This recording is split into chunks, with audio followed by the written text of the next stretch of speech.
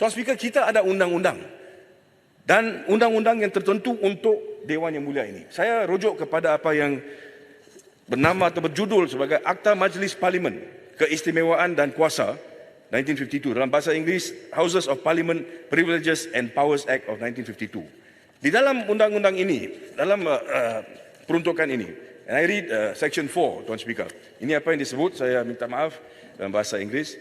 Now, for the purpose of this act, the House is hereby declared to possess all such powers and jurisdiction as may be necessary for inquiring into, judging and pronouncing upon the commission of any such acts, matters or things as are made punishable as contempts under section 29, and awarding and carrying into execution punishment therefore provided by this act. Maksudnya, di dalam undang-undang ini, kuasa ada terletak di dalam Dewan Yang Mulia ini untuk ambil tindakan kepada sesiapa yang melanggar peruntukan section 29 undang-undang ini yang membawa kepada penghinaan Dewan.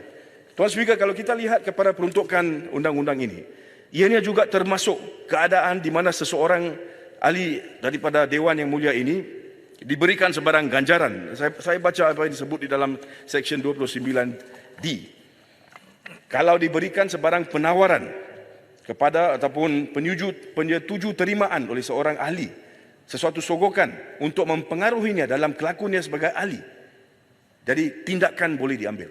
Tuan Speaker, saya dengar rungutan ataupun aduan berkenaan dengan wujudnya ugutan dan sebagainya. Soal yang berbangkit adalah kenapa kita sebagai ahli parlimen tidak ambil tindakan? Bukankah kita sebagai parlimen berkuasa untuk minta supaya ahli yang buat aduan itu datang ke hadapan, bagi kepada kita maklumat apa yang berlaku? Kemudian kalau ada pihak ini namakan di situ, kita panggil ke Dewan ini, tanya kepada mereka apa yang berlaku sebenarnya. Dan kalau benar-benar kita dapati aduan itu, memang itu benar, kita ambil tindakan. We have to find a way to stop this. Tuan Speaker, tidak kiralah ugutan itu datang daripada pihak mana. Dulu kerajaan di bawah pimpinan PN kita dengar masalah yang sama. Tapi sekarang dalam kerajaan ini juga saya dengar masalah yang sama. Tuan Speaker, saya minta supaya kerajaan dalam bantuan ini juga lihat mekanisme yang saya sebut, di mana kita patut mewujudkan satu jawapan kuasa atau satu mekanisme di mana kita boleh pastikan bahawa kita atau tingkah laku kita sebagai ahli parlimen tidak tergugat. Kita bebas selepas kita ini dipilih oleh rakyat untuk mewakili parti-parti tertentu. Kita bebas untuk laksanakan tugas kita.